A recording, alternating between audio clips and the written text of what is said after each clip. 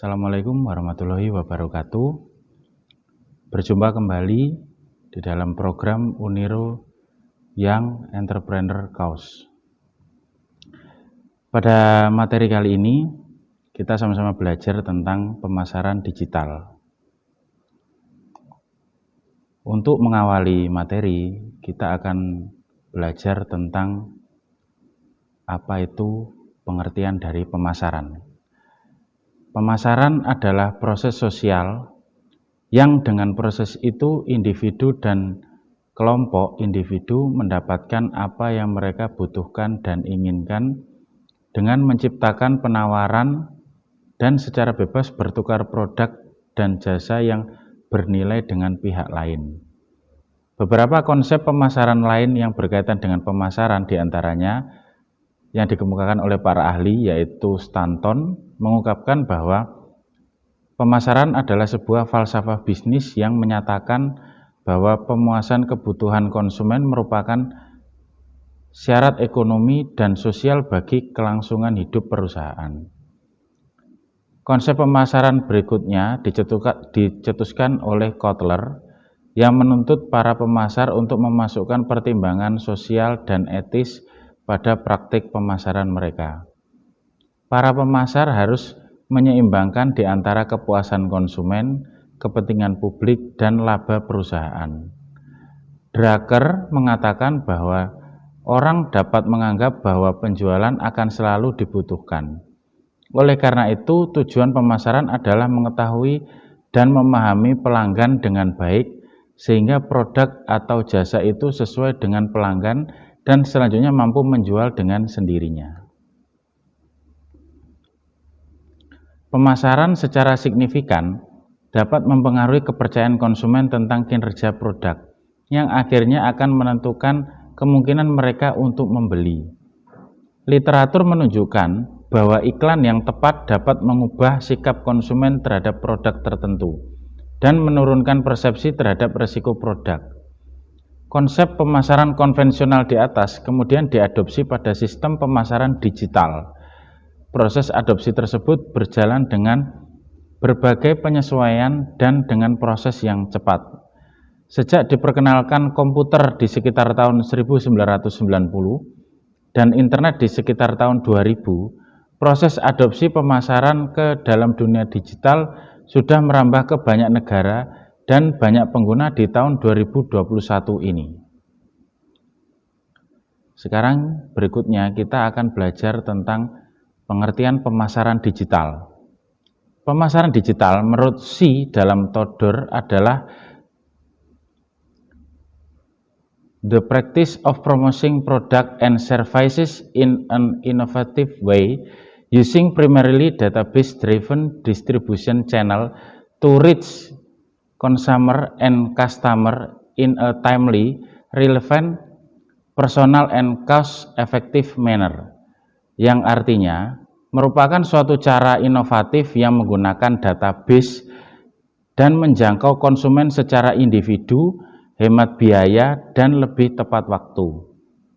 Sedangkan menurut Todor menyatakan bahwa digital marketing is a blanket term for the target measurable and interactive marketing of goods or services using digital technologies.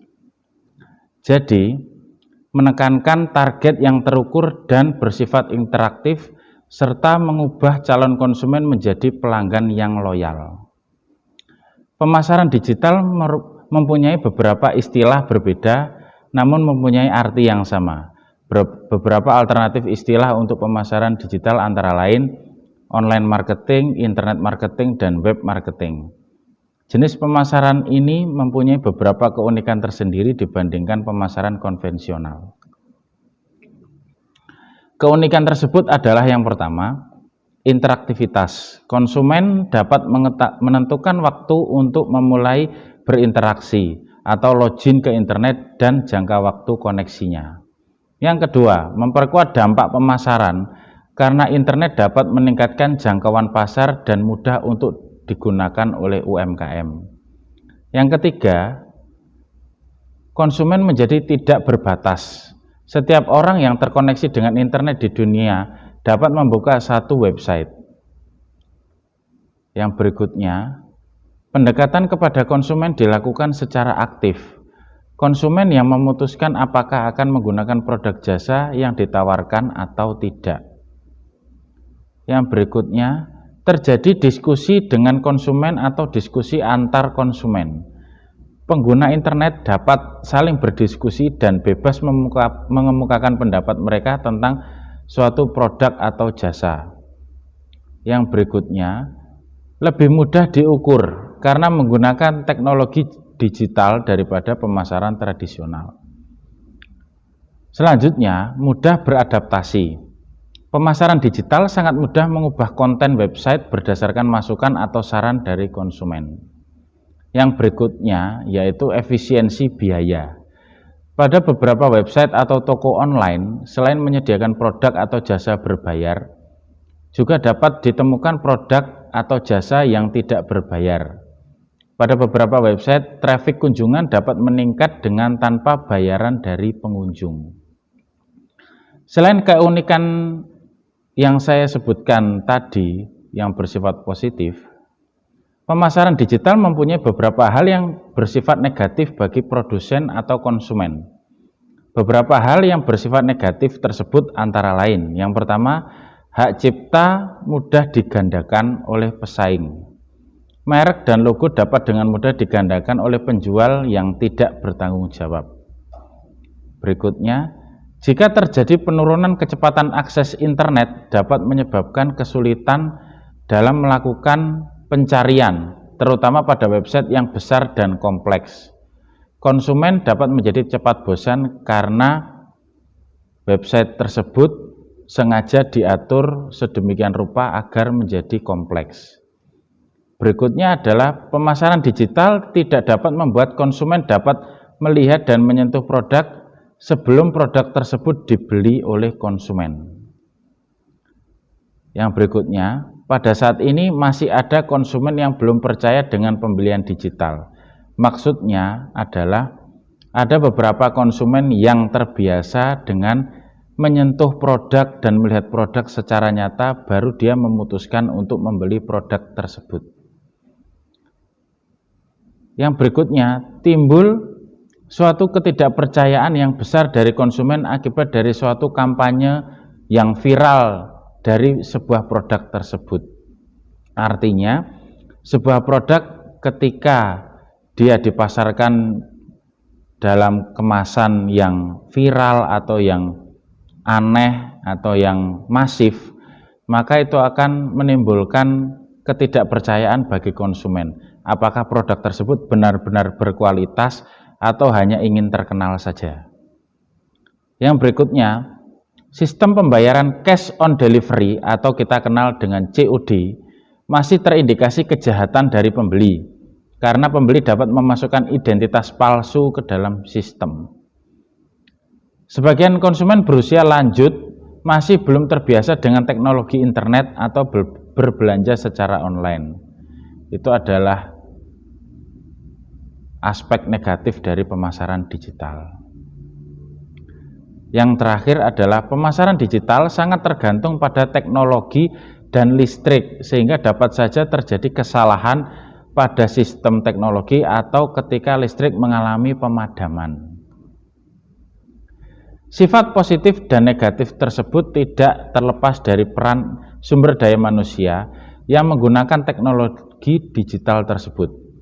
Jika sumber daya manusia mempunyai tanggung jawab sosial tinggi dan berperilaku baik serta menghormati para kompetitor, maka dampak positif akan lebih banyak terjadi di era internet ini. Namun sebaliknya, bila sumber daya manusia tidak memiliki moral yang baik atau dengan kata lain menghalalkan segala cara untuk dapat menipu, memanipulasi, mengurangi atau menambah dengan cara-cara yang tidak baik, maka dampak negatiflah yang akan terjadi. Oleh sebab itu, teknologi digital tersebut sangat dipengaruhi oleh sumber daya manusia yang menggunakan dan memanfaatkannya. Berikutnya adalah nilai ekonomi di era digital. Nilai ekonomi di era digital tidak terlepas dari kegiatan manusia di dalam menggunakan teknologi. Sebelum era digital, pengguna teknologi adalah perusahaan atau lembaga tertentu yang dengan kemampuan finansialnya mampu untuk membeli sarana dan prasarana teknologi. Seiring dengan perkembangan zaman dan teknologi, datanglah era digital. Pada era ini, sarana dan prasarana teknologi sudah mampu menjangkau setiap individu, baik dalam aspek teknis penggunaan maupun harga yang ditawarkan. Akibatnya, jumlah pengguna teknologi semakin banyak dan juga diikuti oleh jumlah sarana dan prasarana yang semakin banyak. Pengguna internet merupakan salah satu cara dalam mengembangkan bisnis. Internet dapat digunakan untuk meningkatkan transaksi bisnis, terutama untuk meningkatkan kerjasama antar usaha kecil dan usaha yang menengah. Selain itu, penggunaan internet diketahui dapat mengurangi biaya operasional perusahaan, meningkatkan kemampuan perusahaan dalam menangkap peluang usaha, bahkan tidak hanya di dalam negeri, tetapi juga di luar negeri. Revolusi digital memicu aktivitas berbasis digital dan semakin meluas, serta menciptakan ledakan informasi maupun banjir data. Selain itu, variasi data yang tercipta juga sangat beragam, sehingga big data memiliki karakteristik yang dikenal dengan 3V, yaitu volume, variety, dan velocity. Karakteristik ini kemudian berkembang menjadi 5V, dengan tambahan value dan veracity atau keyakinan terhadap kebenaran data. Dengan jumlah pengguna di Indonesia yang sangat banyak, Bank Indonesia memperkirakan terdapat 24 juta orang yang berbelanja online setiap hari. Nilai transaksi pemasaran digital diprediksi lebih dari 150 triliun pada tahun 2020. Sangat signifikan penambahannya dibanding dengan tahun sebelumnya yang hanya 125 triliun. Berikutnya, kita sama-sama belajar tentang peranan e-marketing atau marketing digital atau marketing elektronik.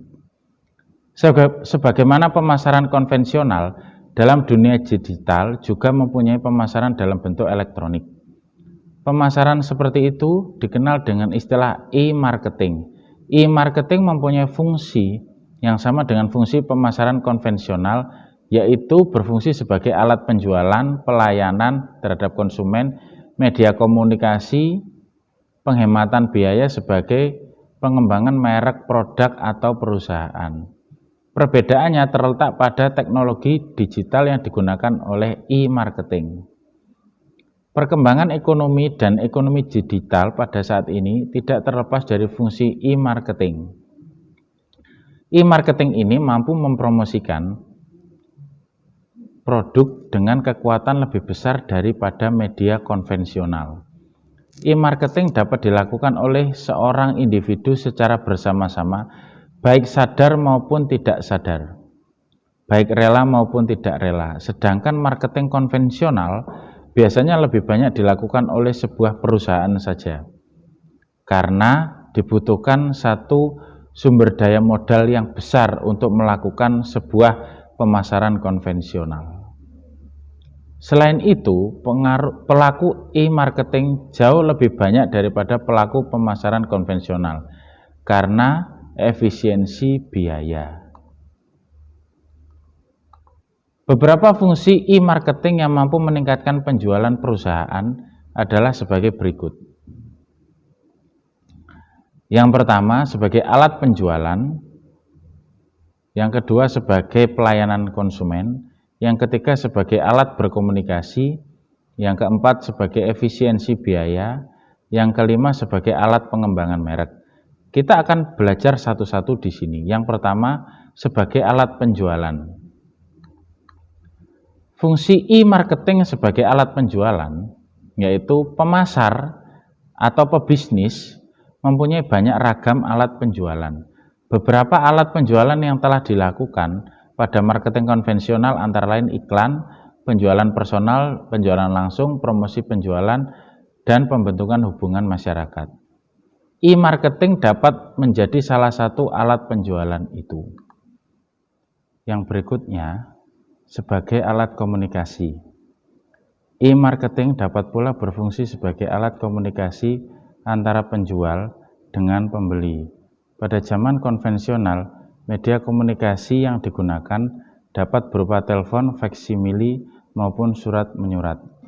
Namun, pada era digital selain cara konvensional yang digunakan tersebut, penjual dapat membuka saluran komunikasi lain, yaitu seperti email atau room chat. Melalui saluran ini, pembeli dapat langsung berhubungan dengan penjual dalam waktu relatif singkat dari belahan mana di dunia ini.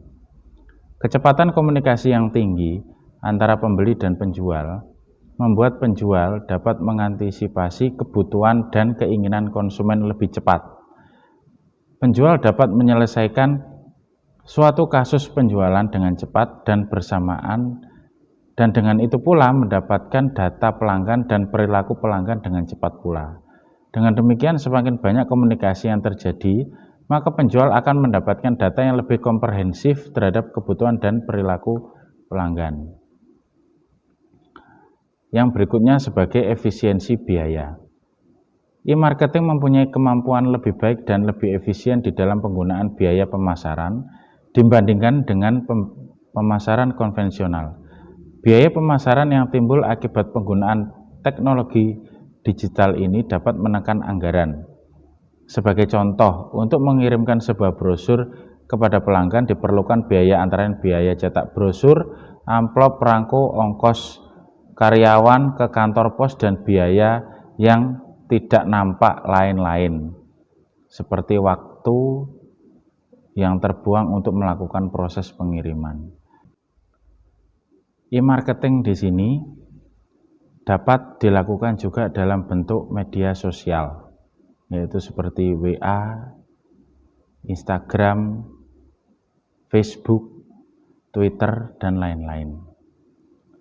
Jadi memang e-marketing di sini mempunyai kemampuan luar biasa dalam menekan biaya produksi untuk suatu produk. Yang berikutnya sebagai pengembangan merek. Jadi e-marketing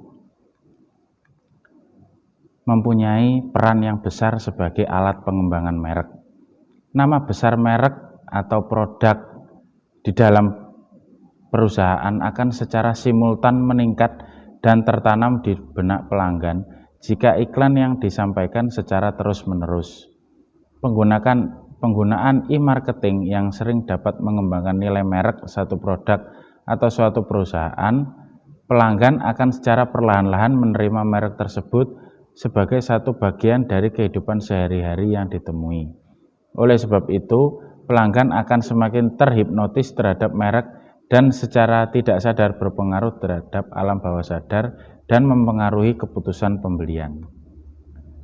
Demikianlah pembelajaran kali ini. Saya berharap kita semua dapat memahami materi ini dan dapat mengaplikasikannya di dalam kehidupan sehari-hari sebagai pebisnis atau sebagai konsumen. Terima kasih. Mohon maaf atas segala kekurangan. Wassalamualaikum warahmatullahi wabarakatuh.